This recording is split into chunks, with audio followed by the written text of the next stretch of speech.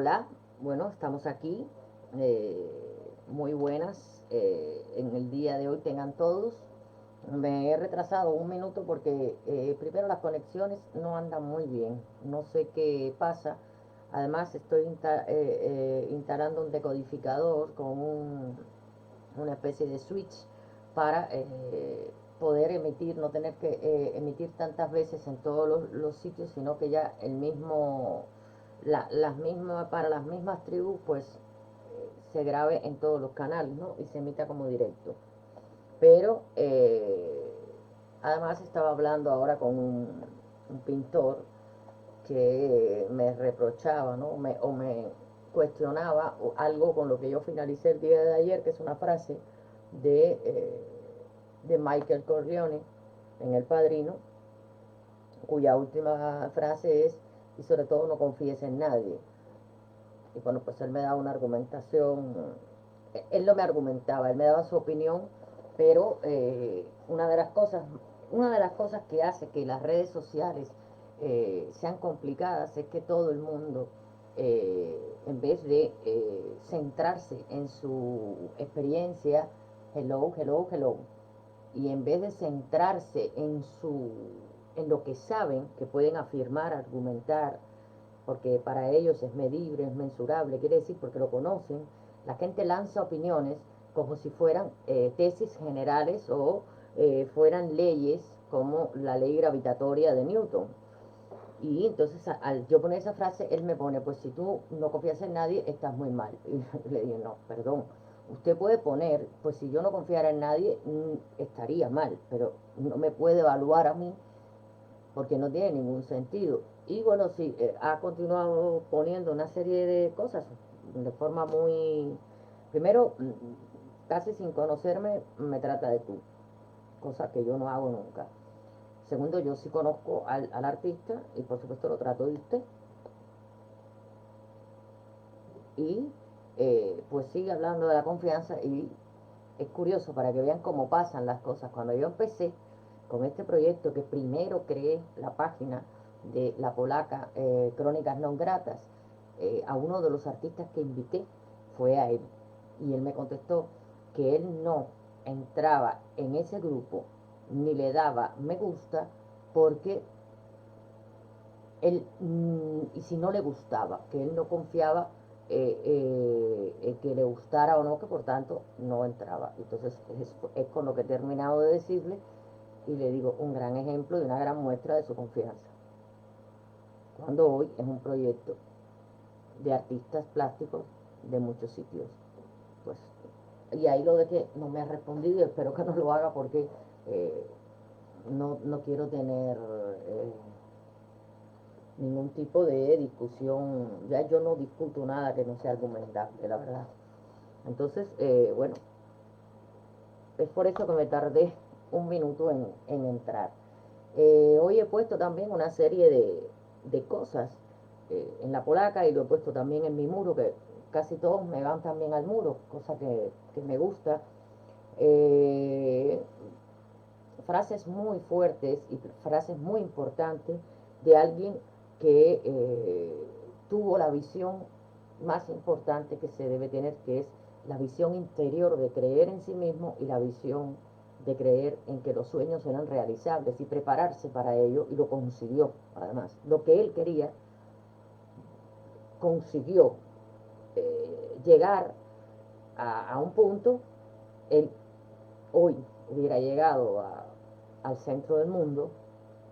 Sin embargo, desgraciadamente, hoy él cumpliría 60 años, ayer él cumpliría 60 años, pero murió con 35.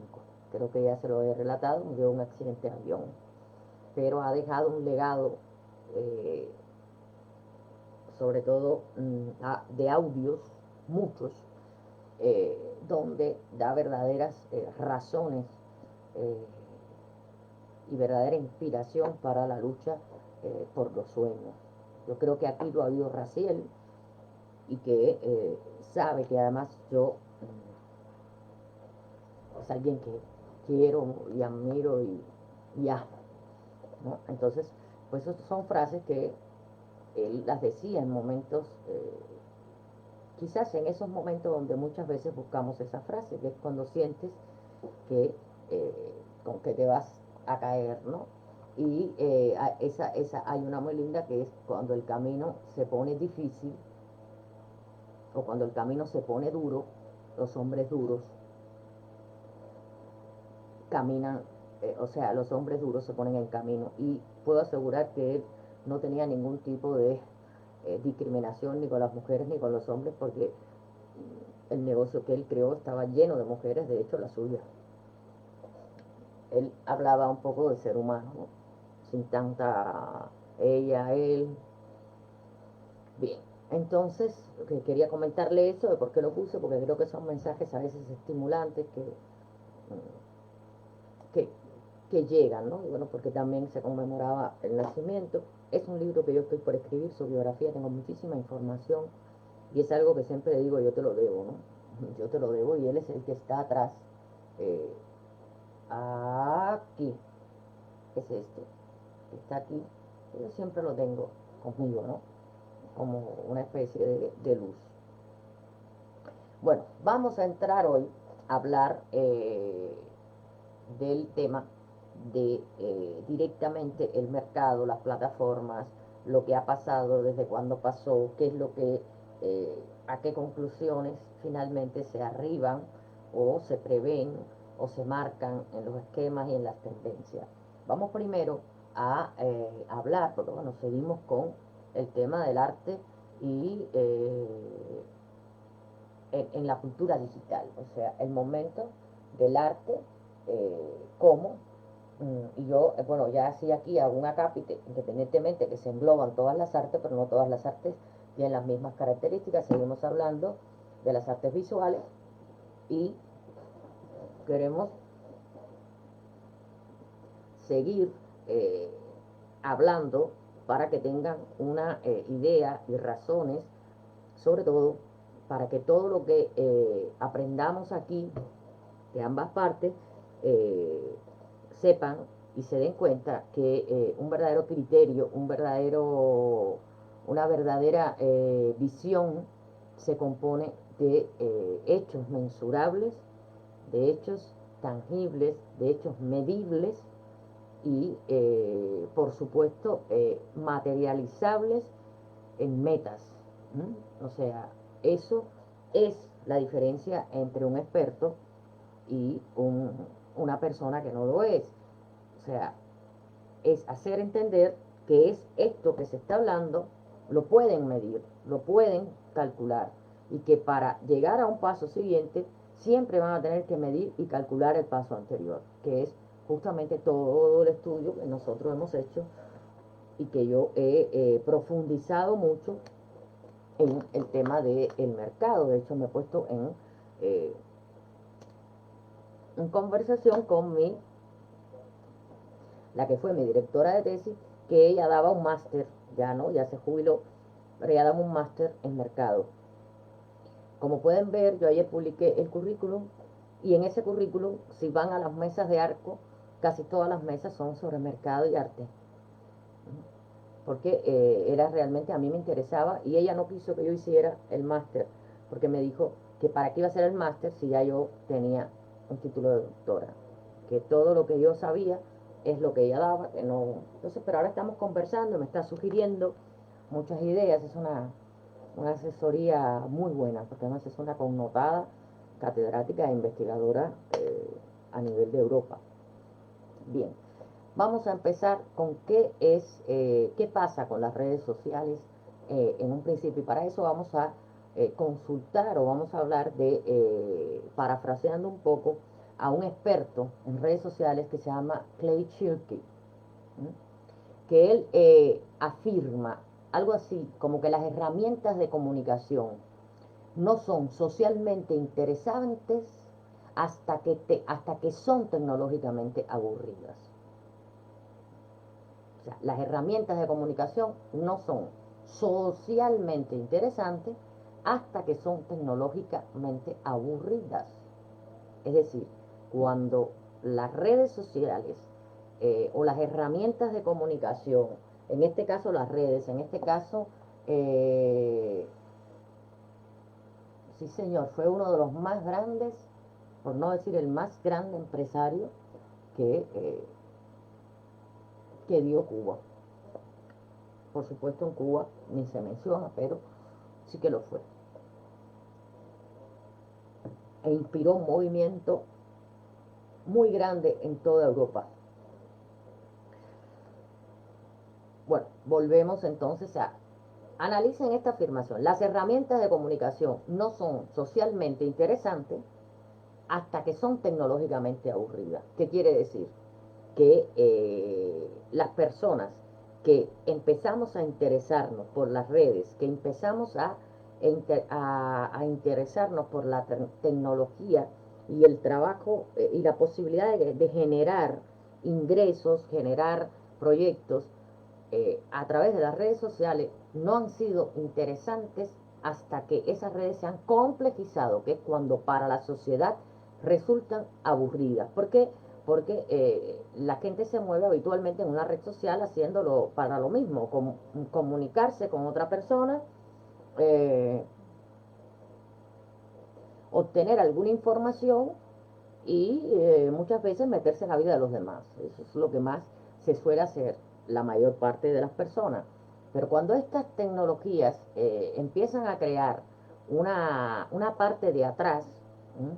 Que empieza a ponerse a disposición de personas que no ven la tecnología aburrida, porque el término aburrido es como que suena que deja de interesar, que en una parte es así, deja de interesar. Hay mucha gente que se va de Facebook, no, porque yo no quiero estar en esta red, porque en esta red solo se habla de tal, de más cual, me voy para otra.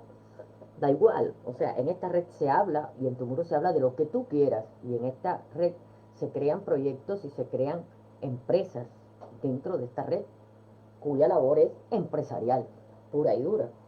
Pero bueno, eh,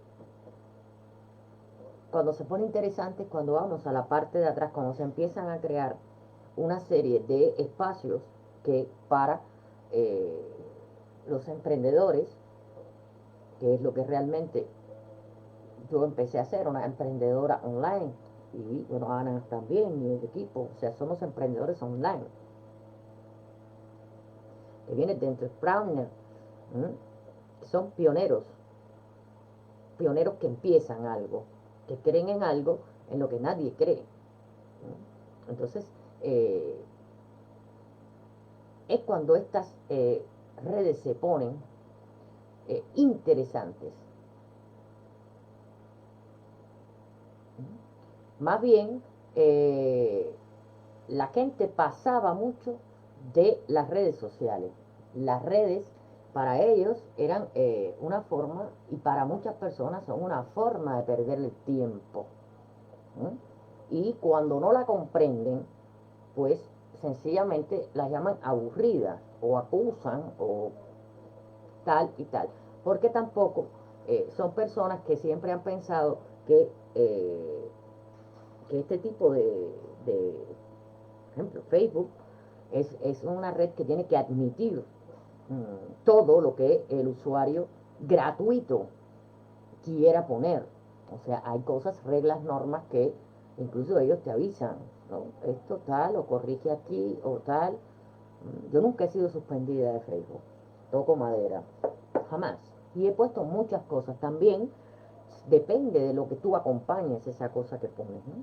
Entonces la gente deja eh, de verlo, ¿m? Y cuando la repetición de lo tecnológico, o sea, se mantienen ahí en ese muro, no saben crear una fanpage, no saben crear un grupo, no saben emitir en directo, no saben crear páginas engarzadas con tu web de negocio, no saben lo que es un Facebook Pixel, ellos no saben nada de eso. Entonces se les vuelve algo fácil, porque además entonces esa parte que es el muro empieza a desplazarse hacia la masificación, y la tecnología empieza a crear un apartado para los que ya existimos, que sí nos movemos con ellos, porque Facebook creó toda la parte empresarial después que se empezó todo este movimiento de trabajo online. Esto es muy interesante. Eh, Cuando una tecnología se convierte en normal, y eso lo sabemos todos, y los artistas lo saben más cuando han estudiado historia del arte, que cuando surge algo nuevo, el cine fue un espanto para los pintores, la fotografía fue la causa del mayor disgusto de los impresionistas, porque decían, eso es muy fácil, o sea, eso es una caja y ahí lo metes todo. Cuando una tecnología se va convirtiendo en normal, luego ubicua, porque siempre está, ya siempre tú la ves en la pantalla. Yo, por ejemplo, tengo en mi Google, sí, en el Google, cuando me sale, ya yo voy directamente a mis links, ya me abren directamente mis páginas, ¿no? No tengo que estar dando contraseñas ni muchísimo menos. Cuando se hace, cuando estas redes finalmente se generalizan, es decir, cuando todos pasamos por ella, unos con unos intereses y otros con otros más profundos, eh, y esta red, este muro, esta parte que siempre la gente, donde siempre está la gente, con el Messenger y la... Hay mucha gente que no tiene ni Facebook en el teléfono, solo tienen el Messenger. O sea que no ven Facebook, que tiene muchísimas cosas que puedes ver y no las tonterías que ponen los demás. Eh, es cuando verdaderamente se producen los cambios profundos. Los cambios profundos específicamente en Facebook se produjeron cuando ya la gente se adaptó a comunicarse por Facebook. Y ellos han pasado progresivamente porque Instagram primero surgió también como una forma de subir tu historia o tus fotos. Hoy Instagram es un medio de comunicación para negocios muy bueno, muy bueno. Y Instagram pertenece, por supuesto, a Facebook, ¿no? O YouTube. La gente se cansó de que la gente generalmente lo que hace es ver vídeos, buscar canciones, buscar vídeos, pero es que Facebook Business tiene la posibilidad de crear canales, te deja la opción de tener un canal estudio donde tú puedes hacer lo que quieras ahí dentro, pero eso eh, ya la gente solo que le interesa ver vídeos o ver cosas van ahí, no van a ese otro lugar. Y quiero explicar esto porque de ahí es de donde va a salir la trascendencia y la importancia de lo que va a ocurrir, de lo que empezó a ocurrir y ahora va a ocurrir en un nivel de profundidad porque están dadas las condiciones sociales, mundiales, económicas para que esto ocurra, que es la digitalización de los procesos culturales, la digitalización de las manifestaciones, la digitalización del consumo de cultura. Va a estar aquí y no fuera. Pero va a estar aquí con una presencia prácticamente real. Esto lo dijo que yo consulto bastante, es un experto en las redes, ha estudiado desde el surgimiento de las primeras redes sociales y de los primeros chats y tal. Cuando, desde que los ordenadores personales se popularizaron en los 80, porque antes eran grandes armatrostes que solo existían pues en determinadas empresas que manejaban, primeramente fueron grandes computadoras que me acuerdo que yo tenía un montón, después los tiré, porque de las famosas tarjetas que trabajaban con agujeros, ¿no? Esos grandes eh, computers eh, en los 80, ¿qué pasa? Pues que así como en los 60 surge la Handycam, el vídeo para cualquiera, yo hago así, pero eran así, tamaño, Sony pone a disposición del público la primera cámara Handycam, o sea, para cualquier persona que la quisiera comprar, pues en los años 80 se va a producir el cambio donde eh, esos grandes centros de información o custodios de información, muchas veces vinculados a estados o a empresas, a grandes a grandes imperios industriales, donde se guardaban pues toda la información para no ser capturada o para no ser encontrada por la competencia. Enseguida empieza lo que se llama la revolución digital, es lo que todo el mundo dice, la revolución digital, que ocurre justamente en los años 90, en los años 90. ¿Por qué? Porque a pesar de que existía el computador, el personal computer, como le llama sí, Microsoft, y después, bueno, pues antes de Microsoft estaba IBM, que también era una empresa que empezó a crear ordenadores personales, ¿no? O computadores, porque la gente, entonces se llama el ordenador. Realmente,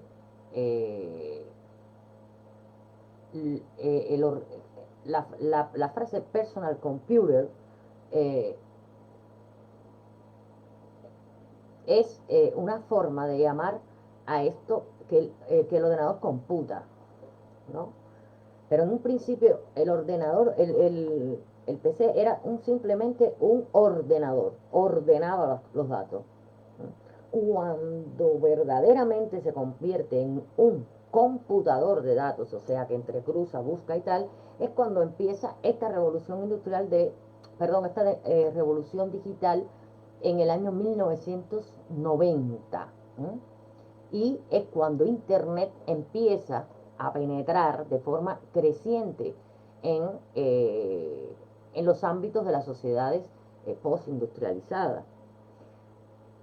Y es curioso porque yo recuerdo que yo tenía el primer ordenador que tuve, lo tuve en el año 94, mío, personal. Era, en aquel momento era como una cosa muy revolucionaria. La pantalla era grande, era así, de este tamaño. Pero era con colores y tal, y que había que pasarlo de MC2 a, bueno, en todo aquello, pero en ese momento era un Pentium 3, o sea, pero yo no tenía ningún acceso a internet en ese momento, hasta que empecé a tener acceso a pagar a una empresa para recibir email. Y después me cobraban si me conectaba a chat, a cosas, a miles de cosas que había, hasta que Google irrumpe ya para todos y se convierte en un buscador. Eso fue muy paralelo todo. Y yo me acuerdo que fue un gran cambio para mí, porque pues tenía la posibilidad de comunicarme con distintas partes del mundo. Bueno, fue una maravilla porque yo dejé de hacer lo que hacía, que era prácticamente una máquina de escribir o una cosa para conectarme con chat y tal, que además me cobraban cada conexión, cosa que ahora yo sé que en Cuba se cobran los paquetes, pero es que ahora a mí me parece imposible. O sea, si yo tengo que pagar todas las horas que estoy conectada, que son 24, no sé, no podría, ¿no? Entonces, empieza a penetrar esto en todas partes. Y empieza la adopción de nuevas tecnologías, ¿no? ¿Por qué? Porque propicia, de alguna manera, todos estos cambios tecnológicos, que se pase de esa era postindustrial a la era tecnológica, y eso por supuesto va a tener una consubstanciación social, va a tener un proceso social. ¿Por qué? Porque esos cambios profundos van a cambiar la sociedad mucho, y las personas o la gente va a tener mucha información, va a poder empezar a adquirir mucha información, la gente se va a comunicar y se va a divertir. Esas son las tres primeras funciones de una red social aún hoy. O sea, la gente busca información, se comunica o se divierte, tiene ocio.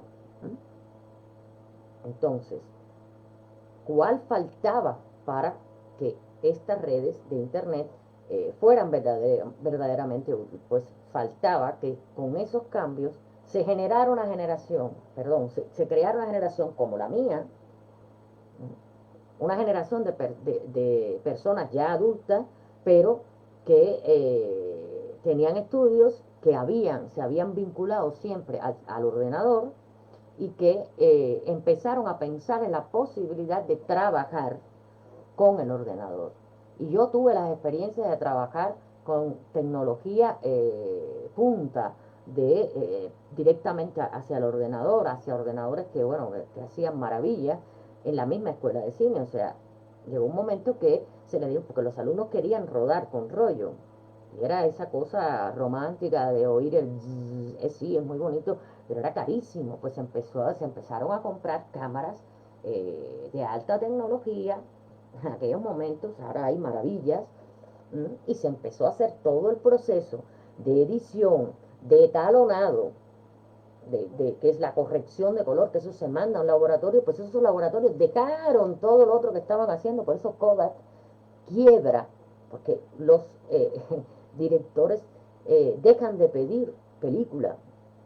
O sea, Kodak quiebra, pero quiebra fundamentalmente porque Kodak era una empresa suministradora de películas de 35 milímetros, de, o de 70, que eran las que se usaban básicamente para el cine. Dejan de pedir y Kodak no se suma a el tema digital. Empieza a hacer cámaras pequeñas digital, pero no cambia la manera de, o sea, se fundamentaba en que ellos eran los únicos. Realmente todo el mundo quería rodar con Kodak, porque la podías pedir como la quisieras, granulada, en gris, lo que quisieras. Y por tanto, los laboratorios que procesaban esa cinta se empiezan a llenar de programas, de software, de ordenadores, para etalonar una película, o sea, darle el color que verdaderamente tú quieres, porque o sea, siempre que se va de un paso a otro, eso sí hay que tenerlo en cuenta, en una red, en internet, siempre hay una bajada, aunque sea ínfima, de calidad. Entonces, pues se mete en software para subirle la calidad, ajustar los tonos de color, ajustar el sonido, ¿m? Que yo lo tengo aquí en programas muy sencillos, para cuando edito poder ajustar todas esas cosas, y que bueno, que he aprendido a manejar para yo también hacer mis cosas personales. Entonces, eh, esto que ya se empieza a plantear para trabajar, y que ahora, hoy por hoy, a día de hoy, están publicitando por la televisión como algo que es eh, vital, las subvenciones que se están dando para cambiar, para mejorar las plataformas, sobre todo de formación. O sea, eso ya es una indicación. Cuando se empieza prácticamente a legislar el trabajo a través del online, cuando se empieza a legislar la educación online, cuando los canales de televisión ya tienen plataformas para que puedas ver lo que tú quieras sin tener que verlo en la televisión, que eso va a terminar con, con muchos canales, va a terminar con todo lo que la telefonía mueve a través de los complementos que te dan, tantos canales, para conectándote a la red óptica, en fin.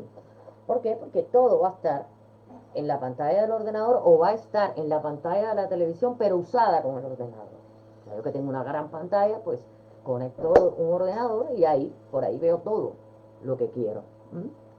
Entonces, la tecnología va a pasar a ser progresivamente, pero no tan lentamente como ocurría con otros procesos anteriores, porque esta revolución tecnológica también ha sido mucho más rápida, mucho más movida que los cambios anteriores, como la sociedad industrial, la postindustrial, los cuellos blancos. Todo eso fue insertándose en la sociedad de forma más ligera, pero aquí ya esto empieza a ser de manera muy rápida, porque empieza a existir una competencia tecnológica. Empieza a existir algo maravilloso, que es Silicon Valley, donde ahí están pues toda la gente que está trabajando en la puntera de la tecnología y van produciendo una serie de cambios y pasa esta tecnología a ser progresivamente interesante en sí misma, porque es como un experimento cuyas posibilidades van a fascinar a especialistas, a expertos, va a ser empleada por un sector cada vez más amplio de la población y finalmente se va a integrar en la cotidianidad. El gran sueño de Steve Jobs, que era la tecnología en casa. Bien, pero seguimos en el mismo punto. Se hace muy popular para el ocio, para la información y la comunicación. Y entonces es ahora, en estos momentos, donde está surgiendo la forma revulsiva ante esas redes sociales. Por eso Facebook ha cambiado tanto, por eso Facebook tiene legislaciones diferentes, lo tiene también WhatsApp, ante el surgimiento también de otra gran red que es Telegram, que te permite comunicarte y enviar mensajes a 1000 personas a la misma vez, que no lo daba Facebook, que no lo daba WhatsApp, ahora lo está haciendo WhatsApp, pero, o sea, se van multiplicando las experiencias y eh, estas redes van a tener siempre una parte para una población y una parte para las personas que quieran trabajar en ella. Por supuesto, ahora recién empiezan a formarse gente que no le ha quedado más remedio que empezar a trabajar con, por, por internet. El otro día una amiga, una profesora, que me dio un curso, que yo muchas veces le propuse a ella, vamos a hacer, métete conmigo, no, no, a mí eso no me tal, eso no me... Pues estaba haciendo una encuesta para hacer el earning. Y yo dije, el earning, ahora el earning. Pues si yo empecé con el e-learning, fue lo primero que hice. Y ni siquiera era, porque además eso es complejísimo, porque pues, los crop hay que subirlos, bueno, hacer un e-learning es ahora ya no es necesario, sobre todo con las transmisiones en vivo y con la grabación de los cursos que tú puedes subir a plataformas. Entonces se están viendo obligados ahora a entrar, o sea, no es porque lo amen. Entonces, ¿qué crea eso? Pues que va a haber una parte de la población que sí va a aprender a trabajar con esto, va a haber una parte de agentes culturales que sí van a entrar porque no les queda otra razón, pero no van a amar ni conocer el proceso, no van a ser creativos para los proyectos que generen. ¿Por qué? Porque no saben hasta qué punto se puede llegar generando eh, un, generando algo. O sea, que esto es, eh, aquí se puede hacer todo, todo. Y siempre mi frase es, nada es fácil ni difícil, pero lo que yo sí sé es que todo es posible. Todo es posible. Entonces, claro, vienen con mucho tiempo de atraso. Ya existimos personas que estamos a la cabeza de toda esta innovación porque ya la vimos venir. No nos metimos porque realmente nos metimos porque estábamos cansados de vivir a la manera del status quo y en la rueda del ratón, dándole vuelta, pero finalmente yo he tenido la gratificación de que siempre he trabajado en lo que me ha gustado y en lo que soy, pero es una rueda de la que no sales nunca. ¿Por qué? No sales nunca, sobre todo si no te dan libertad de cátedra, sobre todo es algo que no funciona cuando existen una burocracia. No. Entonces, dices, bueno, voy a romper, pero tengo que crear una forma de vivir y de llevar adelante mi sueño. Y cuando nos dimos cuenta de eso, pues rompimos. Yo de manera muy mal con la escuela de donde estaba, pero rompí. Dije, no más, se acabó. No quiero trabajar más para nadie. En todo caso en colaboración con, y empecé en colaboración, pero para proyectos digitales. Entonces, en el mundo del arte, las tecnologías generaron muchas fricciones, muchas, y muchos distanciamientos. Ha sido una de las regiones donde más fricción ha tenido la entrada tecnológica. Como siempre, las artes siempre temen a lo nuevo y sobre todo hicieron muchísimo rechazo eh, a el tema de los artistas que empezaron a generar obras por ordenador y que empezaron a generar obras por medios visuales, ¿no? Como Nigel Paint, pero esos televisores se hacían desde el ordenador, ¿no? Todo lo que se emitía en las pantallas y tal.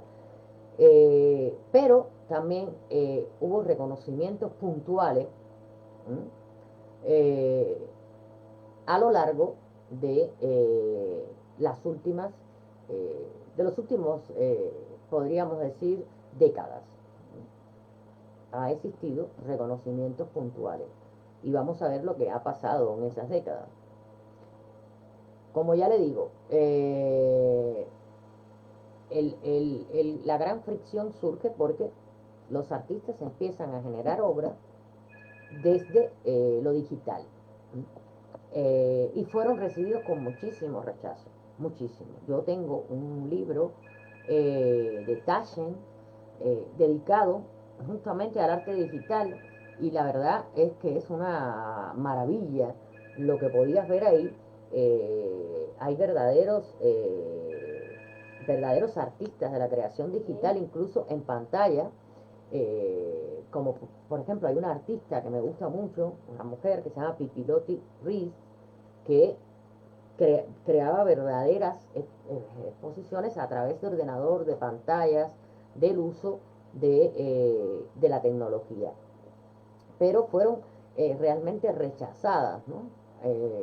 Hubo un galerista, Eliezer, que consideraba crear por el ordenador y lo puso muy en boga, lo emitió porque además él tenía mucho poder en la comunidad artística, que crear por ordenador era algo degradante, porque se participaba de la idea que esa creación dejaba de ser humana y se veía todo como un futuro distópico que hoy es una realidad presente, como muchas cosas que estamos viendo de distopía, ¿no? Aquellos que nos interesa la ciencia ficción, saben lo que pueden buscar lo que son mundos distópicos, porque en ciencia ficción hay muchos tipos de mundos. Eh, la gente, claro, no estaba preparada, nadie estaba preparado para esa erupción. Por eso también esa forma de arte quedó un poco relegada, porque ni los galeristas entendían, ni los críticos sabían, o sea, nadie daba valor a ese tipo de arte que se estaba generando por una máquina. ¿No? Así, a medida que la tecnología se ha ido acercando al público, miren qué curioso, para que ustedes vean que siempre quien legitima al final es el público, porque es por eso le explico todo el problema o toda la evolución que sufre la sociedad con la introducción de la tecnología. ¿Por qué? Porque se va generando un pensamiento nuevo, ya se nace con otro pensamiento, ya se ve las cosas desde otro punto de vista y ya se mira el arte desde otro punto de vista.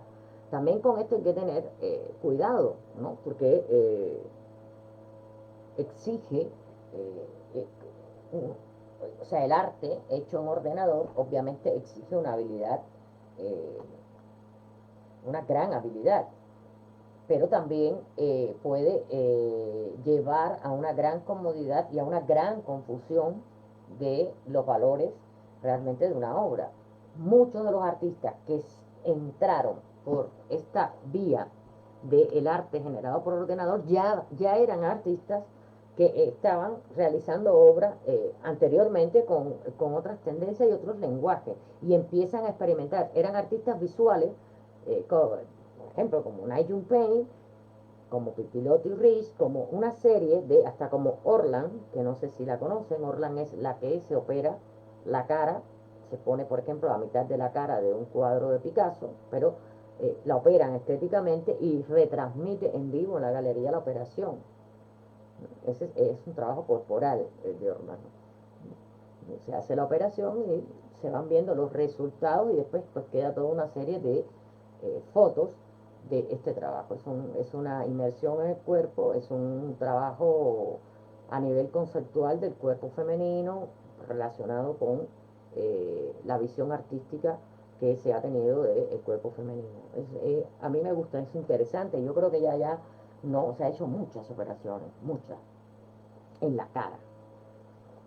Entonces, pues este tipo de artista empieza a ser reconocido por quién, por esa sociedad que ya estaba, como aceptaron la videocámara, pues ya estaban aceptando o estaban acercándose a ese tipo de arte que comprendían, porque muchos ya habían nacido en esa generación de esa revolución digital. Entonces, aunque el arte contemporáneo haya sido reticente a aceptar a estos artistas, porque por estar muy marcado hacia los avances tecnológicos y siempre se ha considerado el arte como que el arte tiene que ser lo antitecnológico. De ahí que surgiera un movimiento como el futurismo, que planteara que no, que la tecnología, la rapidez, la velocidad y el movimiento eran formas del arte y que el progreso formaba por parte del arte y el progreso en este caso es tecnológico. Pero la sociedad siempre ha estado con esa tendencia de que el artista es alguien que no genera nada que no salga de sus manos, cuando de todas formas todo lo que genere el ordenador habrá un ser humano detrás que lo tendrá que hacer y programar, ¿no? Para poder generar. Y eran artistas que verdaderamente dedicaban horas cuando no existían ni las tablas gráficas, porque ahora yo cojo mi tabla gráfica y pinto lo que quiera en mi mesa de luz y copio, pero en esos momentos no, había que generarlo de una manera muy puntual. Y empieza también entonces una tendencia a, aunque no darle cabida en los mercados tradicionales. ¿Por qué? Porque los agentes del arte nunca han estado preparados para salir de, de la segunda forma de mercado, que es la consolidada. Ellos nunca se han sabido enfrentar a lo nuevo y eh, verlo como un reto, sino simplemente han preferido la comodidad de lo ya establecido para continuar su camino del arte como mercancía, el arte como una subida o bajada de precio, el arte como una manera de relación social, de clasismo o de lo que quisiera, de lo que pretenda esa persona. Siempre han rechazado, claro, y si la parte baja del arte, o sea, la base, rechaza, pues por supuesto jamás se transporta a una altura. ¿Por qué? Por incomprensión. Pero en este caso, el público, por eso nosotros hoy tenemos la gran suerte que los consumidores de Internet para cualquier negocio son gente joven y muy informada, muy segura y muy confiada de lo que quieren. ¿Por qué? Porque se mueven en un espacio anónimo donde son capaces de exigir y pedir información y tienen además 300.000 alternativas como tú para resolver un problema. Entonces, son ellos quienes aceptan, son ellos quienes ven y quien en cierto modo legitiman o autorizan tu trabajo. Y así mismo pasó en este momento donde empiezan a desarrollarse en ámbitos privados, pequeños, festivales y exposiciones temáticas con este tipo de arte. Y aunque ninguno de ustedes realiza arte por ordenador, es importante que os diga esto porque os adelanto que casi todos los artistas hoy por hoy emplean en alguna fase de la producción de sus obras herramientas digitales o reciben influencia de la cultura que se ha generado alrededor de las herramientas digitales.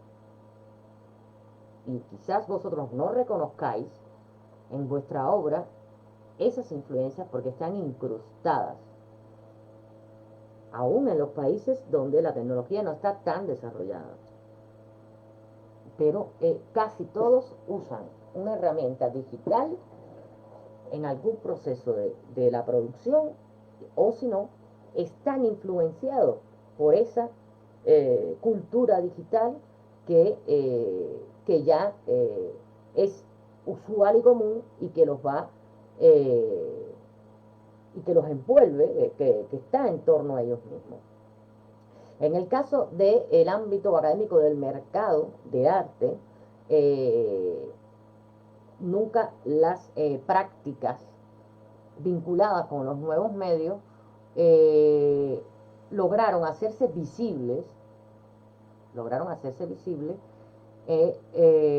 hasta mediados de la década del 2000. O sea, estamos hablando que hasta 2005 no, no se vio una aceptación por parte del mercado artístico. ¿Mm? ¿Por qué ocurre en esta época? Porque va a coincidir con la más amplia asimilación de tecnologías digitales en la sociedad. O sea, a partir del 2005 es como que esas tecnologías digitales se asumen con más impacto, se asumen como más habituales, desde los aeropuertos, desde las grandes ciudades. O sea, antes todo era neón, ahora todos son grandes pantallas o grandes proyectores en los edificios, en las grandes ciudades. eh, bueno, ahora está más complicado con todo, porque las grandes ciudades están bastante azotadas, pero por ejemplo Tokio o, o, o Beijing, Pekín, una pasada todo lo que hacen a través de la tecnología digital. O sea, dejan de tener que cambiar un cartel para ya simplemente proyectarlo, mantenerlo e incluso sobreincrustarlo, que vayan pasando la misma publicidad a través de un edificio gigante. Entonces se va haciendo como muy común. Y realmente en estos países donde la tecnología se hace muy visible y muy común, generalmente es donde ocurren grandes eventos artísticos. Generalmente. Hay ferias, hay bienales, o sea, vas a Sydney, por ejemplo, es así, igual. Eh, pues, no sé, Kassel, en Alemania. Alemania es igual. Alemania por la noche se llena de letreros, pero en Berlín letreros reflectados. Y Kassel se ha convertido en un lugar importante por su bienal. O Venecia, que bueno, no sé si podrá seguir celebrando bienales porque no sé hasta dónde llegue su hundimiento, pero son lugares, son ciudades que tecnológicamente se han desarrollado con el arte y al mismo tiempo la tecnología ha desarrollado una aceptación de muchísimas propuestas artísticas. Por otra parte, se inicia esta asimilación profunda con el desarrollo de las plataformas de la web 2.0 y en particular con la llegada de las redes sociales. Y entonces, ¿qué ocurre? Hay una pequeña frase que yo anoté aquí de Peter Weibel, que es teórico, ha sido comisario, pero también es teórico de arte, que dice que el arte de los nuevos medios ha luchado para lograr el mismo nivel de reconocimiento que la pintura o la escultura. Y finalmente se ha impuesto en lo que describe como post-media. Es así como se va a llamar ya esta tendencia o esta forma de hacer arte. Y yo estoy explicando todo esto porque realmente no es porque vaya a incursionar o ustedes incursionen en el lenguaje postmedia, pero sí que tengan claro que todo esto es lo que ha llevado también a ese partir del arte contemporáneo y decir, no, esto es un arte emergente, porque son las tecnologías los que nos han llevado hasta ahí, porque el arte emergente nace para ser adoptado cooptado por lo digital.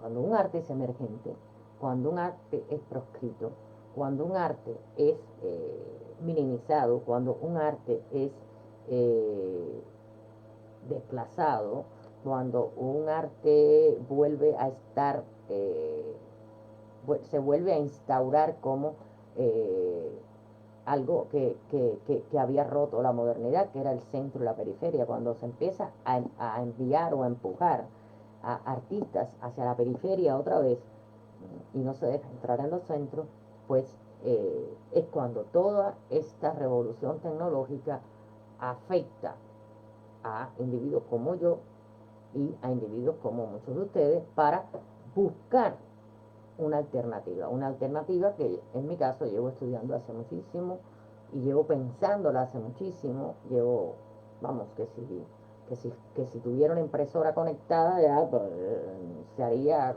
corpórea, ¿no? Pero es por eso que le estoy hablando de los postmedias y cómo esto, después de mucho tiempo, entra en, eh, en el arte contemporáneo y empieza a ser de interés en el mercado, empieza a ser de interés por los galeristas, por siempre eh, eh, esperando a que las cosas se legitimen donde se legitimen para asumirlos y sencillamente eh, convertir eso en una mercancía en dinero. Y es así como ha funcionado. Pero lo que pasa es que ahora no se hace posible el esperar, ¿no? No se hace posible el esperar. Habían tres características que valorizan al arte, que es específico, es único, es específico, es diferente, y otro valor que se le daba antiguamente es el tiempo. Era como si tuviera que estar incubando, ¿no? O como si tuviera que tener una solera, eh, como si fuera una bebida alcohólica, que vale más en la medida en que está en barrica de roble 30 años. ¿Bien? No. Ese factor de tiempo empieza ya empieza no, se ha tachado. ¿Por qué? Porque hay mucha producción como para que se cree digitalmente muchas partes para llevar ese arte. Y además hay mucho consumidor más conectado aquí que a la realidad.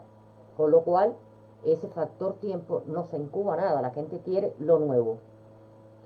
Se acostumbró por la masificación social a que la gente pensara que lo viejo es 100 veces mejor que lo, eh, que lo actual. ¿Cuántas veces no hay quien te dice, sí, claro, pero los coches de antes eran de chapa, los coches de ahora son de lata? Sí, pero los coches de ahora son de lata porque además dentro tienen un sistema de protección que hace el coche más ligero, más aerodinámico, gasta menos combustible y al mismo tiempo te protegen 3 veces más que aquellos coches de lata. O sea, no me digas que aquellos coches a mí me gustan. O sea, me gustan los Chevrolet, me gustan los Impalas, bien. Pero no me digas que ese coche es mejor que este. Porque son dos épocas diferentes. Pero la gente siempre ha vivido con eso y con el arte más. Es como si lo tuviera que esconder y después sacar a cabo de los años, limpiarle el moho y decir, esto lo pinté yo cuando tenía 20 años. Sí, ¿y qué? A mí me lo traen y van a decir, ¿y qué? ¿Qué? ¿Qué quiere con esto? Esto no me dice nada. O sea, yo necesito un arte que refleje su momento. Y eso es lo que se ha aportado con esto. Yo espero que me estén entendiendo o que me esté haciendo entender, mejor dicho.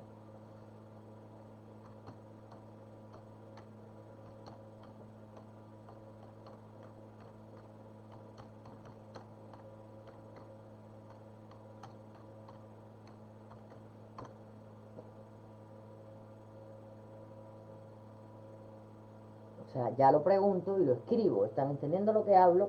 ¿Están siguiendo la lógica de esta conversación? Si no me dicen, retrocedo o sea, no me gusta explicar nada donde yo me sepa todos los antecedentes, pero eh, le dé simplemente las cuatro informaciones que no conducen a nada. Yo quiero que comprendan y que tengan grabado ahí la inserción de cómo ocurren los procesos, porque esa es la única manera de poder defender una posición, una postura. ¿Mm? Gracias. Entonces yo voy a seguir porque yo sé que la articulación de todo esto ya va a ir dando lugar a lo que yo quiero que sepan, porque yo quiero que si alguien debe saber de todo esto son los propios artistas. Eh, ya les decía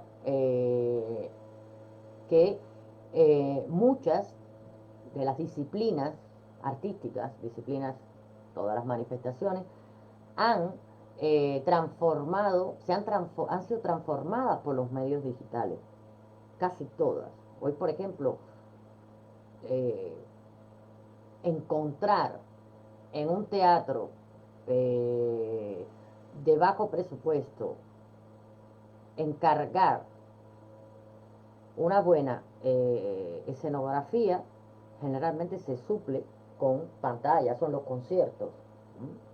Yo creo que la única que todavía construye grandes y magníficos escenarios, aunque use la tecnología también y la proyecte en ella, es Madonna, porque además generalmente eh, su escenografía está diseñada por un diseñador de prestigio, como el concierto que dio con toda la decoración hecha por Jean-Paul Gaultier. O sea, es así. Pero es ahora mucho más fácil comprarte un proyector, que a lo mejor en Amazon te vale de 40 euros, que es así de este tamaño, lo llevas en la mano. O sea, ya tenemos un proyector donde si vamos a explicar un proyecto a alguien que quiere ver cómo va a quedar, yo le pongo la página ahí y se la proyecto en la pared. Pero no solo eso, hago así y la bajo a la mesa. Es tan fácil como eso. Pero por eso digo que ha existido mucha penetración de la tecnología, y no para mal, porque yo creo que esto da muchas más alternativas a querer hacer algo y hacerlo bien eh, con procesos menos costosos. Y bueno, lo que le había dicho es así, tanto para las artes visuales como para todas las artes. Casi todos los artistas usan en una parte de su proceso eh, la praxis digital. Hay algo, o están influenciados visualmente. ¿Mm? Y eso, eh, en las propias obras vuestras, yo lo podía narrar, dónde está la influencia o dónde hay un proceso de digital vinculado a la praxis de lo digital. Es decir, esto se hizo, esa parte de la producción es digitalizada en este sentido, en este sentido, en este sentido. Y aquellos que no tienen o que no ponen, eh, que es un proceso de manual, pues simplemente por la raíz del contexto, o sea, se ve que existe una influencia grande de la cultura digital. Porque además, si no, no fuera un arte emergente. Porque es lo que te refiere. Como hablamos, que ocurrió con las primeras manifestaciones posmodernas, que estaban metidas en la cultura del consumo. Por tanto, era lo que reflejaban permanentemente. Ellos lo desarrollaron de otra forma, pero aquí también la tecnología va aligerando el lenguaje, va haciéndolo menos evidente, menos escandaloso, por decirlo de alguna manera, o quizás menos visible en, eh, en, en la estructura del artefacto, ¿no? Del artefacto artístico. Tampoco esto va a suponer, este uso o esta influencia, va a suponer que el arte de los nuevos medios o el arte con influencia de los nuevos medios va a ser aceptado por el mundo del arte. De hecho no lo es, por el mundo tradicional del arte no lo es. Ni que se vaya a, o que estas estructuras arcaicas, porque ya casi son arcaicas, vayan a poner énfasis en esas características que es fundamental a día de hoy para comercializar ese arte en ferias, galerías, subastas, porque sigue primando el factor tiempo, el factor artista muerto, el factor artista final de carrera, el factor encuentro. O sea, sigue dominando nunca el mercado primario, sino sigue dominando el mercado secundario porque no les interesa la construcción. Cuando desde aquí estamos permanentemente haciendo influencia sobre lo nuevo. La gente no quiere lo viejo, la gente quiere lo nuevo. Y esta oligarquía del arte no se ha dado cuenta de que no es por ahí, que ya no, que la gente, el consumidor, estos son las mismas empresas, como puede ser una empresa gigantesca como L'Oreal, que es un emporio, que lo que hace es pelearse o absorber otras empresas, pero no le preocupa exactamente cuál es el problema del cliente. O sea, sacan, por ejemplo, un desmaquillante que te desmaquilla los ojos y la boca, ¿no? Y al mismo tiempo te hidrata. Señores, si yo tengo un problema en la cara, ¿dónde está la respuesta a mi problema? Que no me puedo tocar con esa sustancia. ¿Dónde está la respuesta? Igual ha ocurrido con los alimentos para los celíacos. Dos de mis sobrinos son celíacos. Y al principio aquello era una locura. Ahora ya se ha incluso abierto locales donde sirven comida para celíacos, las pizzas, ya las pizzas de las cadenas ya hacen pizzas para celíacos, porque tú tienes que responder, porque no todo el mundo es igual. Y es aquí donde ellos nunca han insistido. Ellos saben que todo el mundo del arte o cualquier coleccionista que se precie quiere tener un Picasso, quiere tener un Matisse, dieran lo que no tienen por tener un Da Vinci o por tener un Modigliani o por tener, no sé, por tener un Artemisa Gentileschi, bueno, ya sería lo máximo. Eso ellos lo saben y se mueven dentro de eso. O sea, lo otro sería crear la nueva Artemisa Gentileschi o las nuevas. Y no están para eso. Realmente no están para eso.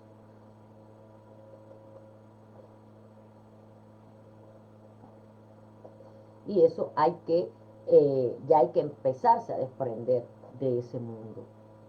Y empezar a entender que todo entra por aquí. ¿Por qué? Porque los nuevos coleccionistas quieren lo nuevo, lo que identifican como parte de su cultura, lo que comprenden, eso es lo que van a comprar. Lo otro será muy valioso, pero es que el nuevo consumidor no va por lo valioso, va por el pensamiento, la información de internet, los cursos, todo, ha desarrollado el pensamiento de muchos jóvenes, que a lo mejor los ves por la calle y la gente le dice, mira el estúpido este que ni trabaja ni tal, y el tío se gana la vida, o mejor que todos esos que se revientan 8 horas, 40 años, porque es un gaming, le dan a probar juegos. O sea, porque ese es su elemento, ese es su mundo. Lo que van a pedir es decorar su vida con eso, con lo que conocen, con lo que comprenden y crear su nueva identidad, crear la nueva identidad de este capitalismo que ahora sí ya es cognitivo, puro y duro. ¿Por qué?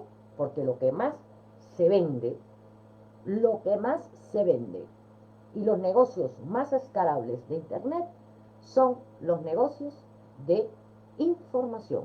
Es lo que más valor tiene. La información experta. O sea, se pasó de información a información experta. ¿Y qué es? Porque la gente cuando habla de información piensa que solo la información es hablar o comunicar. ¿Qué hace un pintor? Comunicar. ¿Con letras? No. Con signos pictóricos. que pueden ser muy reconocibles o pueden ser no tan reconocibles. Es una forma de información, es una forma de información intertextual entre quien la decodifica de forma, a forma de texto, como la obra abierta que nos plantea Humberto Eco, a quien la fabrica, que realmente convierte eh, las palabras en imagen, sea esta del tipo que sea. Entonces, esto hay que tenerlo claro, muy clarito, y saber que así como toda esta gente ha acorralado a muchos artistas o lo ha obviado, hoy por hoy eh, estamos en presencia de unos nuevos coleccionistas que buscan aquello que refleja su mundo, aquello que para ellos es válido, que crean una nueva identidad, donde se sienten reconocidos. No se sienten reconocidos ante el Guernica, pero sí se sienten reconocidos ante una obra de cualquiera de los pintores que pueda estar aquí, que esté participando de ese arte continuamente emergente, ese arte que sale, que brota, que está hecho y que se está ahora visualizando. ¿Por qué? Porque estaba apartado. Y ese es el arte que ellos toman por descubrimiento. Esos son sus Picassos, esos son sus Matisse, esos son sus eh, Bernini, sus Rodin, sus Brancusi, en dependencia de en qué desarrollen su obra. Eh,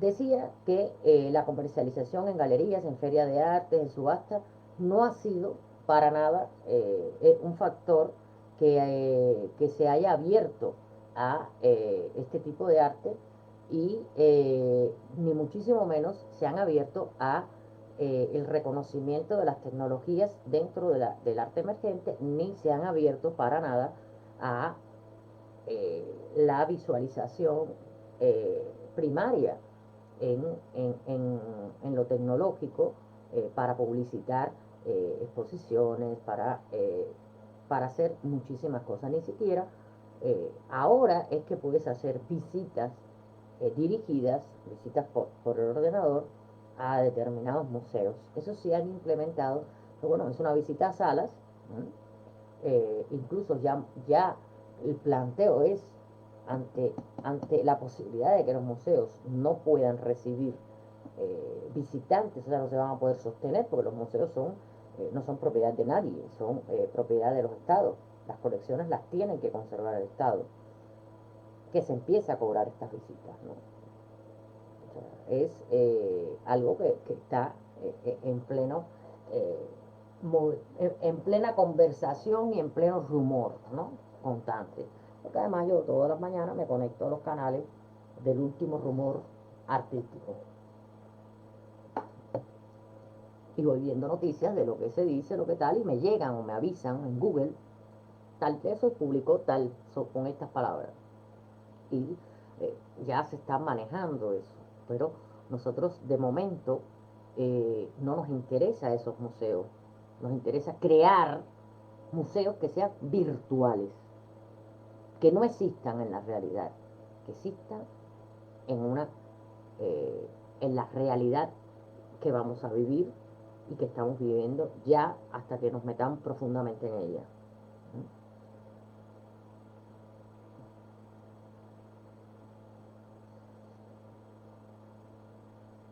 Bien,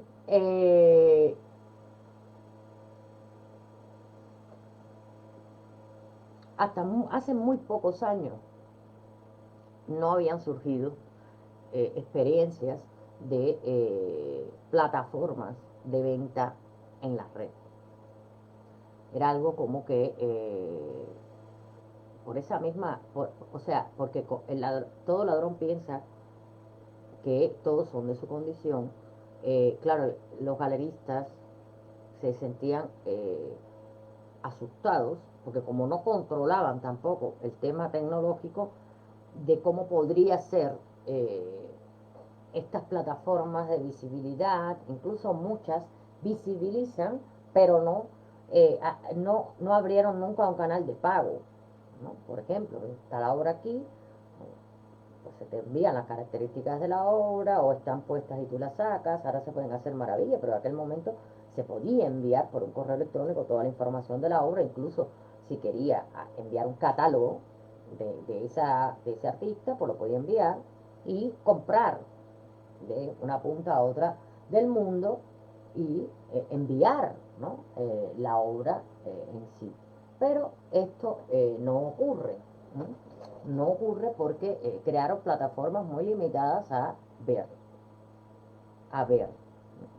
Y también es cierto que como los galeristas también son apegados al antiguo, muchos coleccionistas requieren de muchos intermediarios para poder llegar a ver una cosa aquí, porque tampoco es que sean duchos, ¿no?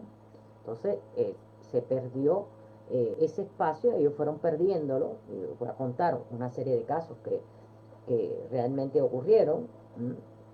Entonces han quedado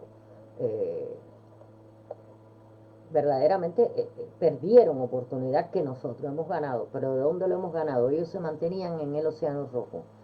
Nosotros estamos creando y desplazando todo hacia ese océano azul o el mercado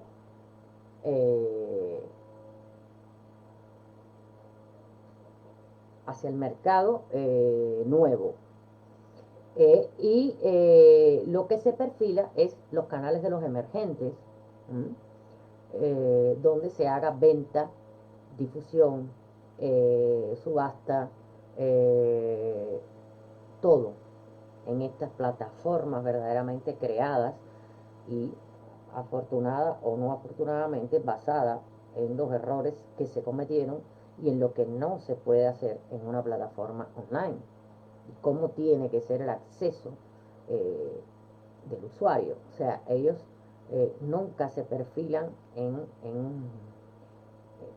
o sea, o se extralimitan en la comodidad del usuario, que al final el usuario no ve nada porque estás viendo ahí, lo amplías y ves poca cosa, o no hacen entornos amables, tecnológicamente elevados, porque mientras más se controle la tecnología, más amable y amigable tiene que ser eh, la interacción del usuario. Tú tienes que crear un entorno amable donde no se sienta imbécil el que está entrando a ese entorno, pero al mismo tiempo vea que lo puede hacer y que puede hacer y ver lo que quiera. Porque para eso existe la tecnología, porque en este caso el pensamiento que yo uso, por ejemplo, para hacer estos tipos de planteo, de diseño, es ingeniería inversa, ir del que visualiza a lo que está visualizado. ¿Cómo podría una persona que cómo podría ser confortable, sentirse que puede avanzar y que puede llegar a donde quiere sin sentirse que no avanza? Porque eso lo único que crea es que la gente no entra más, porque es muy complicado, ¿no? El entorno tiene que ser confortable, incluso con un guía online, como los videojuegos. Que ahora hay plataformas donde tú puedes crear juegos o personajes de juegos para que lleven a las personas y los sirvan, avatares que sirven a la persona que se está moviendo por la sala, con su voz, con su todo. Y que la persona diga, wow, me gusta, qué lindo, oh, aunque sea alguien que vaya por lo monetario, pero se siente que el entorno está creado para él. Porque aquí lo principal, como en todos los mercados, y sé que el mercado de arte eh, real jamás lo piensa ni le importa, es el cliente.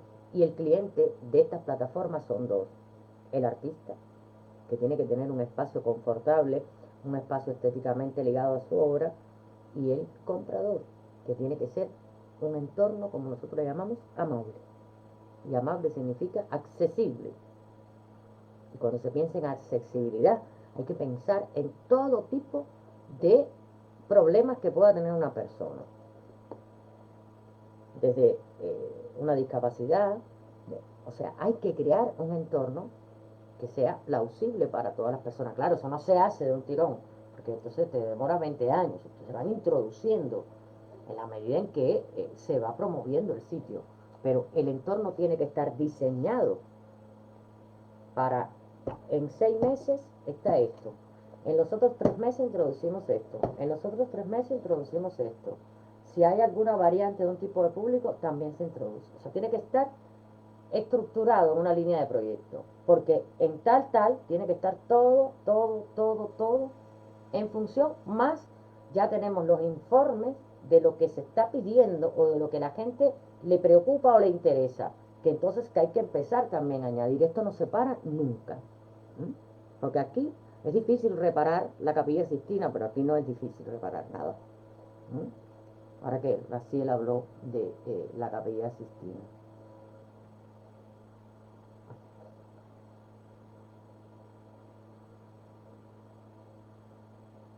Te respondo después, Tommy, porque si no, las personas que están escuchando pierden el hilo de lo que estoy hablando. Y yo creo que lo dije, que prefería que las preguntas las dejaran para después. Eh, el mercado del arte, el mercado del arte liderado por las casas de subasta, las grandes galerías, no ha mostrado un decidido ya interés por las posibilidades del negocio en Internet.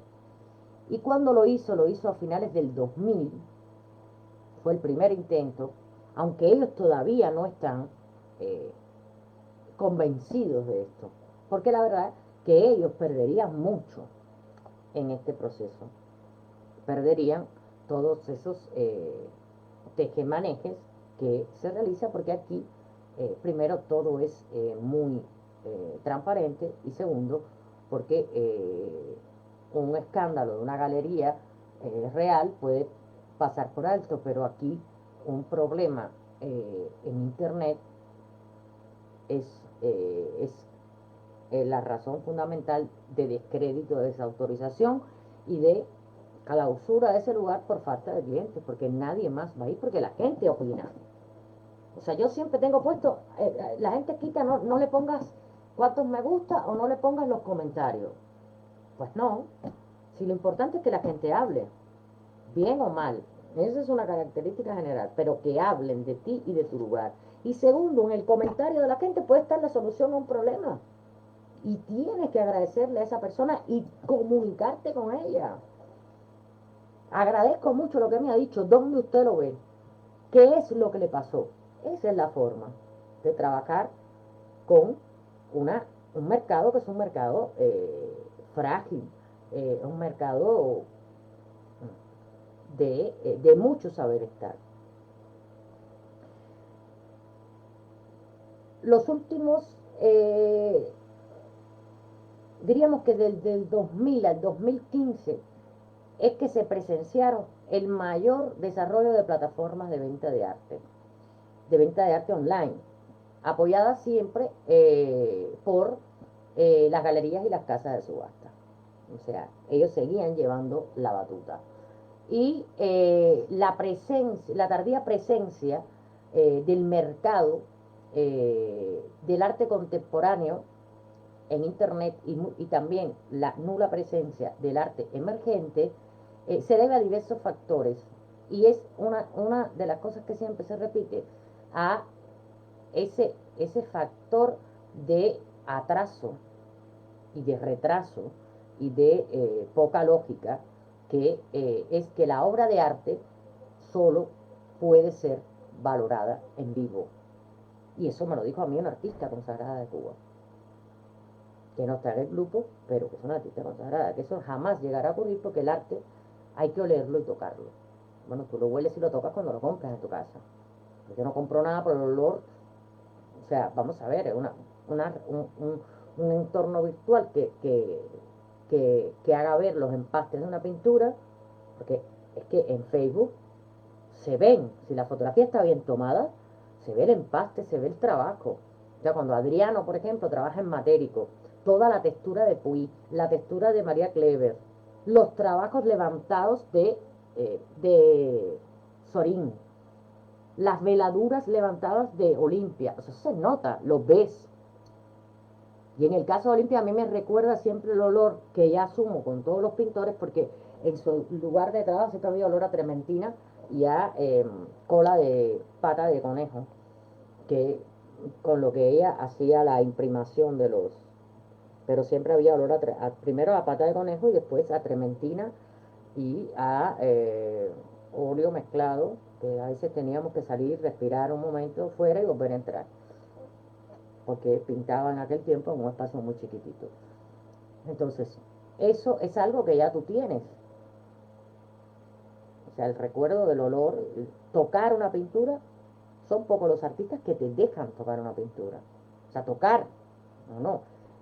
La agudeza del sentido del tacto en la pintura está en el entrenamiento visual que te transmite esa textura. O sea, la textura tú la visualizas, pero nadie toca una pintura. O sea, tú no vas a tocar ahí un tapiz, a ver, ni un Lucio Fontana. O sea, nadie puede tocar. Porque entonces si todo el que viene toca, o sea, tú la ves, es visual. Todo lo textural es visual. Y depende con la intensidad, con las fotos de estudio.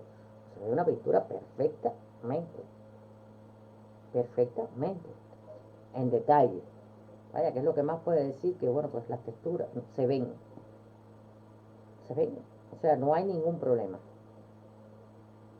Pero ellos dicen que como que la pintura, sino el arte en sí, si no es valorado en vivo, no se compra. Ese ha sido el prejuicio de o el pretexto de las galerías, las casas de subasta, etcétera. Y también la reticencia de muchos artistas a mostrarse digitalmente, artistas que quizás hoy estén ya perdiendo el tren de la oportunidad. Porque sí, tú puedes ser muy consagrado. Pienso yo, por ejemplo, en esta artista, muy consagrada. Pero primero, ahora hay una situación débil donde no hay posibilidades de transporte, ni siquiera de envío de muchas cosas. Bien, la mayor parte de tus compradores están en el extranjero. ¿Cómo le vas a mostrar lo nuevo que hiciste? Al menos mostrar. ¿Cómo vas a venderle? Porque no pueden venir.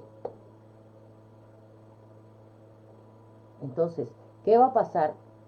Que esto además es una situación de fragilidad que perdura. Y perdura porque ya se está anunciando que prácticamente se está, y lo vuelvo a decir, legislando el trabajo online. El trabajo online. Y por supuesto el trabajo online es un trabajo también de un experto en una galería y de los artistas. Entonces, ¿cómo vas a vender tú? Cuando ya nadie vaya a Cuba a buscar tu pintura. O no te inviten a ninguna exposición porque ya no hay galería. Te quedarás al margen. Habrás sido una consagrada. Y hasta ahí llegó la clase. A nivel monetario, a nivel de aprovechar el momento mercantil de que ya tú eres una artista consagrada. Y por tanto, como también la historia del arte de este momento no la escribiré yo, porque yo tengo 50 años, en los periodos hay que darle, a lo que comienza hay que darle alas para poder escribir sobre ello. Lo van a escribir gente que se conectó a este movimiento, gente que el arte lo ha conocido a través de estas plataformas. ¿Y qué va a pasar? Que la consagrada no estará en esa historia, porque no existe. No, tú no existes. Va a ser al revés. Tú no existes online. ¿Cuál es tu página online?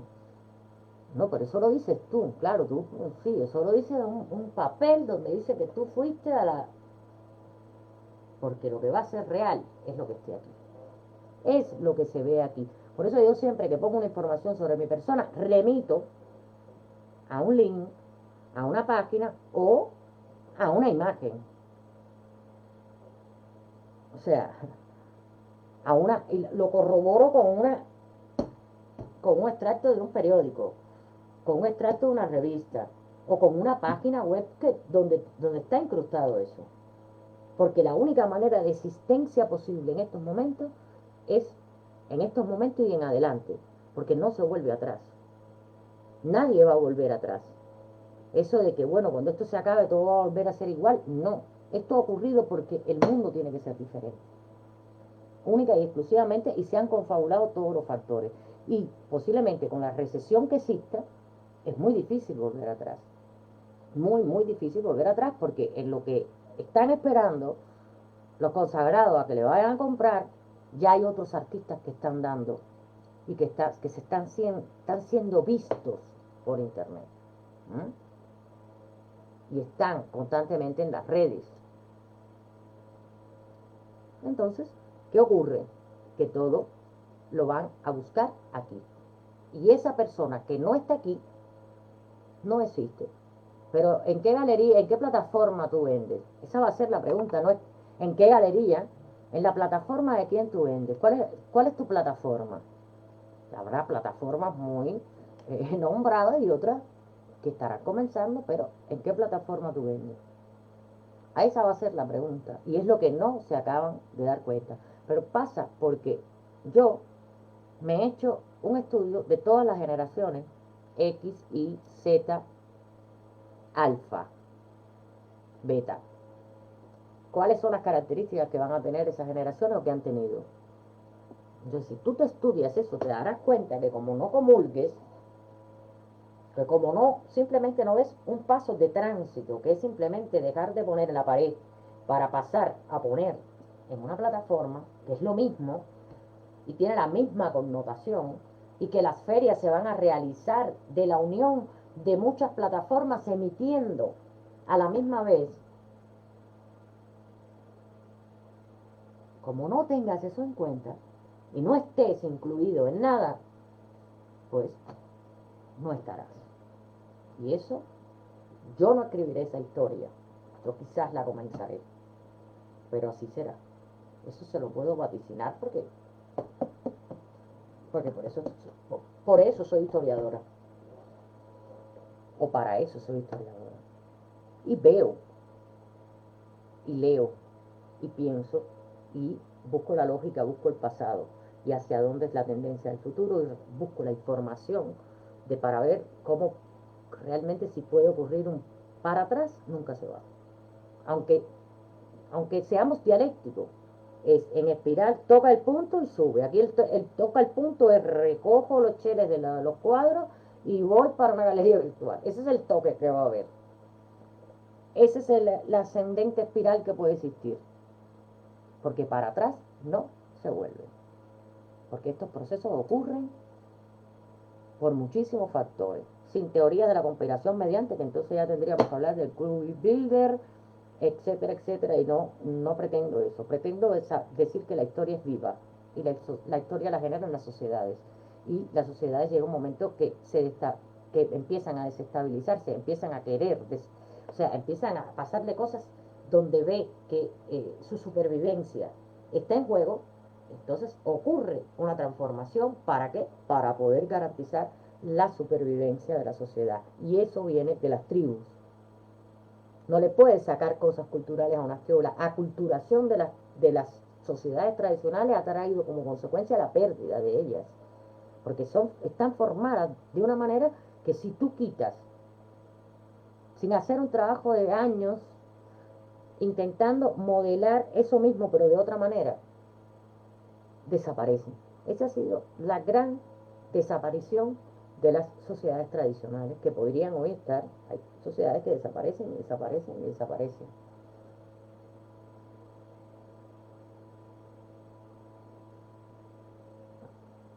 Entonces, yo creo que esto es muy interesante porque ha ocurrido, ya ocurrió, ya ocurrió. Yo no soy nunca de las que vuelvo atrás, nunca. Pero es que además me doy cuenta que la vida no te deja volver atrás. No hay vuelta atrás. No hay vuelta atrás. Siempre es hacia adelante. Aunque vuelvas aunque te insertes en el mismo sitio, estás adelante. Porque si tú vuelves a estar en el mismo sitio de trabajo, ya no vas a cometer los errores que cometiste antes o no vas a tolerar las cosas que hiciste antes. Pero es que además, por norma, no quieres volver a ese lugar una vez que sales de él. Es así. Entonces que nunca se vuelve atrás. La historia podemos llamarla, podemos estudiarla dialécticamente en espiral, o la podemos estudiar lineal, o la podemos estudiar vertical, pero atrás no se vuelve. No se vuelve, incluso por la ley física. Bien, por ejemplo, el comercio electrónico con grandes empresas como Amazon, que ha sido la puntera, y Alibaba también potenció un poco que ocurrieran estas, estas plataformas, porque incluso fueron ellos mismos quienes muchas veces eh, empezaron a vincularse con las plataformas y a crear sus propias plataformas. En el 2002 Amazon, por ejemplo, empieza a crear eh, beneficios, a generar grandes beneficios, pero Amazon en el 2002 genera grandes beneficios, llevaba 7 años, de, o sea, lo genera 7 años después de fundada, ¿no? Porque además el,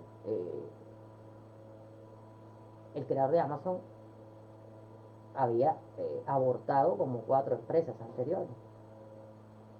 Y esta fue a por ella, pero tardó 7 años en que esta empresa diera beneficios, que ahora los da, bueno, hoy por hoy es el hombre más rico del mundo. Pero ¿qué pasó? ¿Por qué tardó tanto? Porque estaba obstaculizado por el estallido que se produjo en el 2001 de las empresas.com. Eso fue lo que retardó el crecimiento de, de esta empresa.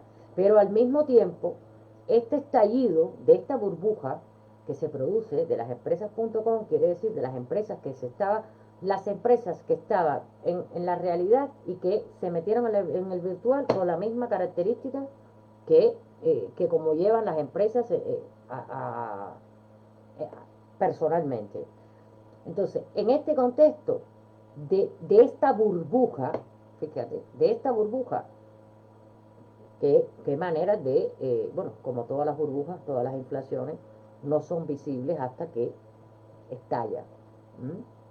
Fueron las primeras grandes inversiones y las primeras grandes pérdidas en plataformas de venta de arte contemporáneo específicamente. ¿Mm? En 1999, eBay invirtió, y quiero ver bien el dato, 260 millones de dólares en el desarrollo de una sesión de arte en su plataforma de subastas. Pero tuvo que abandonar el proyecto porque no dio resultado. Y en ese mismo año se lanza A-Store Media, un sitio web de venta de ediciones y obra original de artistas como Damien Hirst o Jeff Koons. Esto, no me extraña, con Damien Hirst a la cabeza, con Jeff Koons, que es un valor que se mantiene ahí, pero que bueno, tuvo que cerrar en el 2002, porque quebró con pérdidas de 30 millones de dólares. Es poco, es poco. 30 millones de dólares es poco. Después viene la plataforma Arnet, que es una de las más veteranas, que se dedica al mercado del arte, pero trató de lanzar una sesión de subasta en 1999, pero también tuvo que cerrarla unos años más tarde, eh, habiendo invertido ya más de 11 millones de dólares. ¿Por qué? Porque tenían la presión exterior de las casas de subasta. O sea, el problema es que nunca estas personas, nunca han tenido expertos, nunca han tenido personas que gestionen un proyecto como este, que hayan estudiado cómo se desenvuelven estas estructuras en la realidad y se han metido, por así decirlo, en donde no lo llaman, porque sí, la subasta, si tú haces una subasta de otro tipo de cosas, o de otro tipo de arte, o no sé, pero tú no puedes competir. En ese momento no podías competir ni con Christie ni con Sotheby's, porque era a donde todo el mundo se dirigía a comprar. En estos momentos, ya lo dije, la quiebra de Christie y Sotheby's, más Sotheby's que Christie, se ve venir a paso lento, que es el más doloroso. Y ténganlo presente por si yo desaparezco, que lo dije aquí. ¿Qué otra empresa? Bueno, mira, toda esta serie de fracasos, si vamos a decirlo así, ya de una vez, culmina con los 80 millones de dólares que se estima que perdió Sotheby's,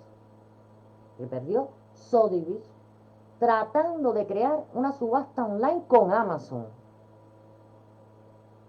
y posteriormente eBay.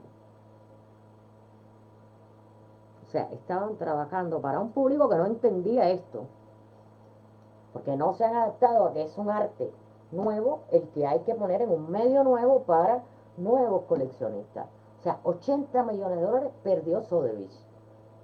Estaba con la plataforma más puntera, que era Amazon, y después con eBay. ¿Mm? Y eso lo hizo entre el 2000 y el 2003. ¿Y qué es lo que ha pasado? Que estos procesos de ensayo y error, en un entorno que no había madurado aún a nivel tecnológico ni social, motivaron ¿qué pasó? Que las galerías y las casas de subasta dejaran de prestar atención a Internet durante casi una década. Lo que pasa es que ellos están prestando una atención ahora donde les va a ser muy difícil entrar en la coalición de un mercado que se está creando desde otras características. Desde un mercado que no potencia la mercantilización del arte y desde un mercado que va a competir con el arte emergente, con el arte nuevo, el arte desclasado, para clientes que son nuevos, desclasados y que buscan su propia identidad, crear su propio arte y su propia sociedad y su propio espacio sísmico donde son ellos reconocidos. Entonces ahora va a ser muy difícil. Yo siempre que estoy hablando pienso en galeristas que conozco muchas mujeres galeristas, todas son decimonónicas, vamos, físicamente, y a veces digo, no me imagino, no me imagino haciendo una galería online, no me la imagino, vamos, no es que me dé gracia, pero digo, es que no puede ser, no puede ser. Si lo que más le llama la atención a esa persona es aparecer en los eventos sociales con su nueva reconstrucción, con la nueva cosa que se hizo en la cara, que la última vez que la vi a esta persona específica, no parpadeaba. No parpadeaba.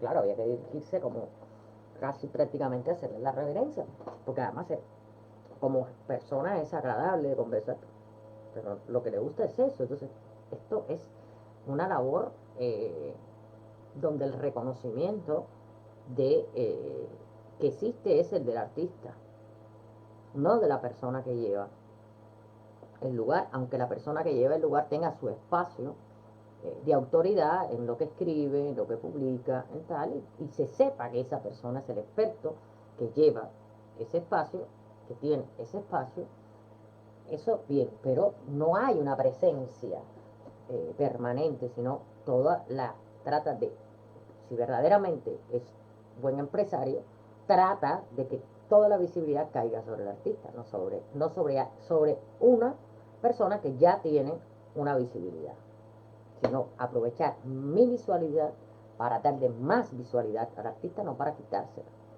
Estas son las cosas que esta gente no entiende de internet. Y esos son los grandes conflictos que ha tenido eh, y que tienen a la hora de integrarse, porque ahora van a tener que dar codazos. Primero porque el nuevo público, los nuevos coleccionistas, la gente que está interesada, no le interesa su propuesta, ni le interesa su letargo, ni le interesa sus monstruos de trastienda.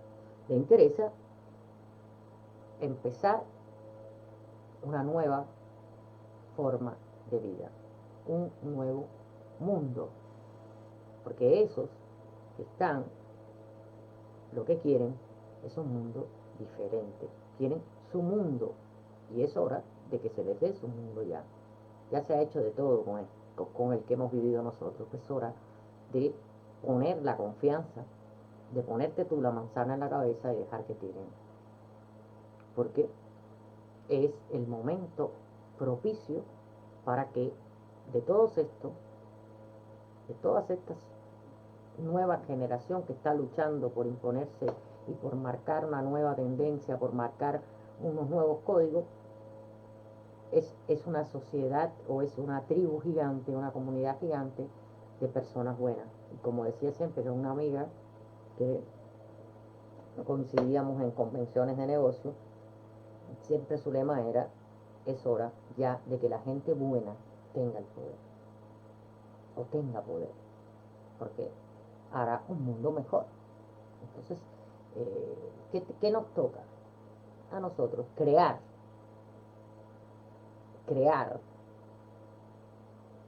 los espacios, impulsar la tecnología, ponerla a su servicio, y que a partir de ahí existan discípulos, alumnos que aprendan y puedan también llevar otros artistas, encontrar, ¿no? Y esto no va a ocurrir en universidades ni en másteres, ya eso no va a ocurrir, va a ocurrir aquí, va a ocurrir aquí, porque da igual que yo dé una conferencia presencial para estudiantes en Oxford, a que dé una conferencia online para estudiantes en Oxford de arte. Es lo mismo. Es lo mismo. Entonces, ¿para qué me voy a molestar en ir allí? A mí me gusta viajar, sí, pero no me gusta. Yo cuando viajo no me gusta viajar de trabajo, vamos. Cuando viajo me gusta viajar sin reloj, sin pensar, sin que me llamen, sin que nada. Pues es lo mismo, o sea, siempre estás trabajando, pero desde un entorno tú y para ti cómodo. Como la foto que puse, que parece mentira, pero que en el año que ese hombre dijo eso, se veía la remota probabilidad de esto. Porque si él hubiera estado con esto, y además él enseñó y me enseñó también a la importancia de la gente joven, que hay que enseñar a la gente joven. Entonces, voy ahora a dejar esta por aquí, lo vamos a dejar.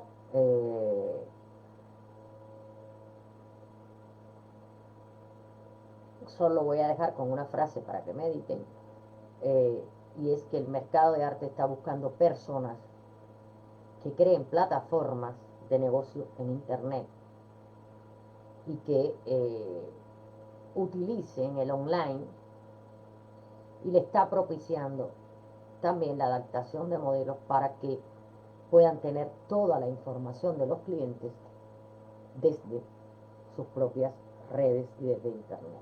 Y eso lo puedo corroborar porque yo lo hago. Entonces vamos a dejarlo aquí, vamos a responder que me había preguntado a Tommy. Pregunto, ¿deberemos prepararnos en lo mejor de fotografía actual para obras de arte o debemos delegar eso a expertos? Aunque seguro eso aumentaría los costos, porque pienso que la calidad de la imagen de las obras es fundamental para nuestros clientes o futuros coleccionistas. se sientan seguros en cuanto a lo que ven. Bueno, eso puede ser o se hace desde el espacio virtual y en caso de la lejanía, pues eh, desde el espacio virtual se contrata a una persona, a un fotógrafo, y se te dice, Tommy, el día 15 tienes que ir a este estudio para hacerte las fotos de tu book tuyo y el 17 va el fotógrafo a tu casa para fotografiar toda la obra eh, y enviármela. Punto. Ahora, si tú eres buen fotógrafo, eso te aligera muchísimo el trabajo, porque lo mandas directamente. Pero hay que saber de pixelaje para poder, o sea, esas fotos tienen unas características para que se pueda ampliar el píxel o se puede, y sin que nunca se pixele la imagen. Tiene que tener una característica específica, tiene que tener una medida y un peso específico para ser colocada en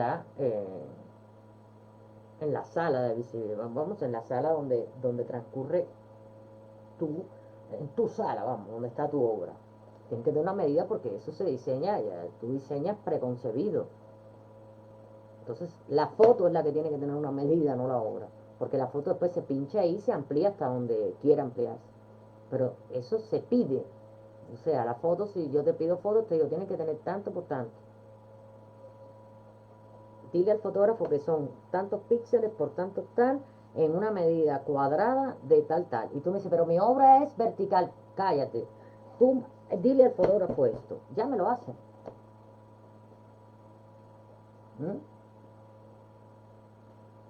Me dice Raciel que la experiencia frente a una obra, pero si vemos pragmática y fríamente, sabemos que una obra de arte transmite su efecto visual, aunque no se ama, eso demuestra, aunque se ama. Pero cuánto no estudié, en Cuba yo cuando estudié la licenciatura, yo realmente obras auténticas solo pude ver las cubanas. Y yo tenía que hacer en una asignatura, que me acuerdo que me tocó la más difícil de entregar, que era hacer todo un lineaje de perspectiva, de comentario, de color, de forma, de todo, de el rendimiento de Breda de Velázquez, que es complicadísima la perspectiva. Y nunca la había visto original, la vi aquí en el Prado. Pero yo sabía la obra. Y mira que las reproducciones y las diapositivas eran malas, pero la obra se ve, se intuye, se vive. Una imagen vale más que mil palabras, sea como sea la imagen.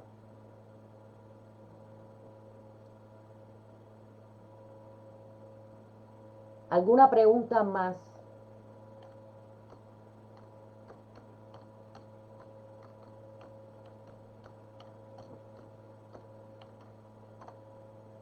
Uy, que está muy calladito.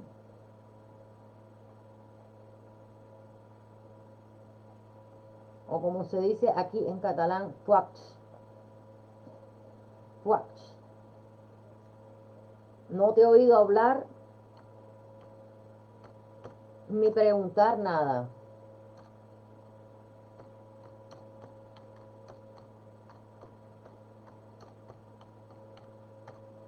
Me extraña.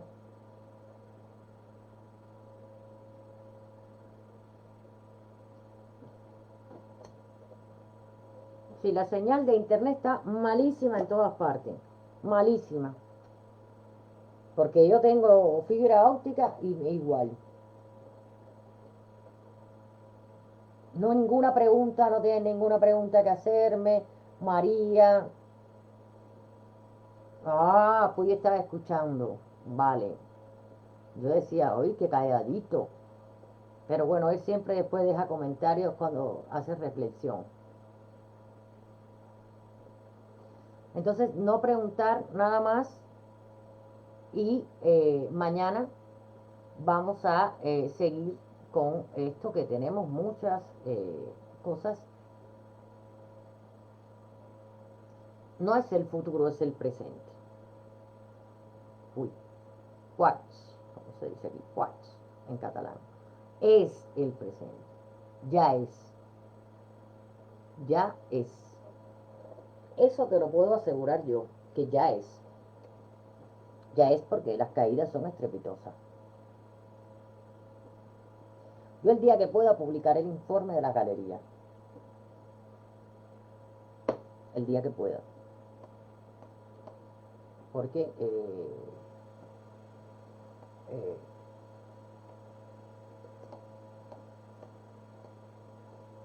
¿qué me dices? No, gracias. Mañana sábado es cuando yo me dedico a... debería dedicarme a nada, a flotar, pero como estoy con cosas en la cabeza, pues yo me lo tomo de relax para trabajar con relax, para leer, para preparar conferencias, para encontrar cosas curiosas. Ya vendrá la fase de los 7 días de la semana. Bien, porque yo también soy un ser vivo, con familia y con... Pero realmente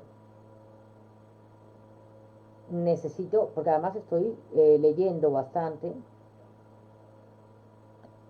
Exactamente, es el presente avanzado, así me gusta. No habías hablado, pero pusiste la puntilla en el toro. Entonces nos vemos y seguimos eh, analizando, porque además de esta forma, aunque no lo crean, yo también logro que ustedes, al escuchar y reflexionar, empiecen a visualizar. Y cuando se visualiza, es cuando ya dices, eso está ya. Cuando se visualiza. Por eso soy tan detallosa con las cosas técnicas. Porque realmente quiero que visualicen. Tienen que visualizar. Tienen que visualizar. Porque yo solo lo he logrado visualizando. Así que nos vemos el lunes a la misma hora. Un beso muy grande. Gracias por estar aquí. Que tengan un lindo fin de semana. Que pinten, porque yo sé que eso es lo más rico del mundo. Tranquilo, ahí pintando. O pasándolo con la familia, pero siempre espacios para pintar va a haber, porque yo veo que aquí son muy productivos y muy creativos. Ignacio